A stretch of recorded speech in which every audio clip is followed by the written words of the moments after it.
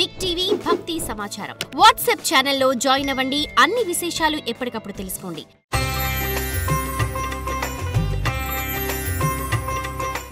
శ్రీ క్రోధినామ సంవత్సరం దక్షిణాయనం శరదృతువు కార్తీక మాసం నవంబర్ 16వ తేదీ శనివారం. తిథి బహుళ పాడ్యమి రాత్రి 11:52 వరకు.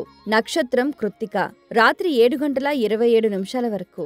వర్జం ఉదయం 8:41 నుండి 10:07 వరకు. దుర్ముహూర్తం ఉదయం 6:24 నుండి 7:09 వరకు. శుభ సమయం సాయంత్రం 5:18 నుండి 6:44 వరకు.